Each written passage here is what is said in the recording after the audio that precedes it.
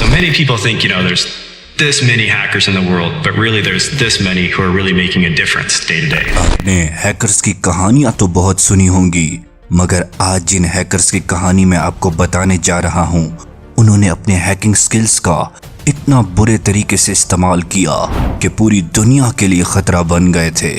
ये ऐसे हैकर्स हैं जिन्होंने अपनी बुरी स्किल्स की वजह से पूरी दुनिया को नुकसान पहुंचाया। हमारी डेंजरस हैकर्स की इस लिस्ट में पहला नंबर है व्लादिमीर लेविन का, जो कि पहला ऐसा हैकर था जिसने 90s में बड़े बैंक को हैक करके तकरीबन $10 मिलियन चोरी कर लिए।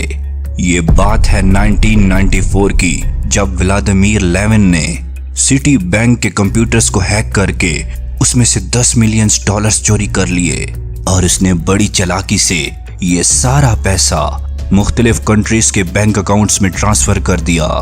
बहुत से लोगों का ये मानना था कि व्लादिमीर लेविन ने ये hacking attack anonymous hacking group के साथ मिलकर किया है, क्योंकि इतनी बड़ी रकम कोई अकेले चोरी नहीं कर सकता।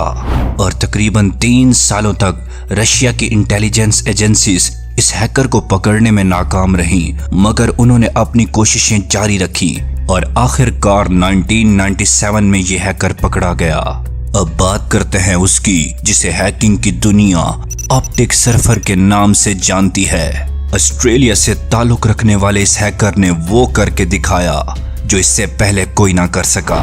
ऑप्टिक सर्फर का रियल नाम स्टीव स्टीवंस है। ये बात है 1998 की, जब ऑप्टिक सर्फर ने ऑस्ट्रेलिया की बहुत ही सिक्योरेस्ट इंटरनेट प्रोवाइडर कंपनी ऑसनेट को हैक किया और उसने तकरीबन 12,000 लोगों का डेटा चोरी किया, जिनमें जर्नलिस्ट भी शामिल थे। लेकिन बाद में वो पकड़ा गया और इन्वेस्टिगेशन होने पर मालूम हुआ कि इस हैकर ने बहुत सारी यूनिवर्सिटियों के डेटा को भी चोरी किया है।